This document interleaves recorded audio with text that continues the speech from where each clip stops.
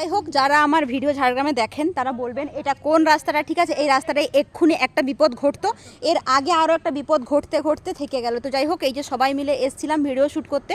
প্রথমে হচ্ছে বড় ভাইপো আর বড়দা আছে, আর এই যে এটা হচ্ছে একটা ভাইপো আর এই যে বৌদি।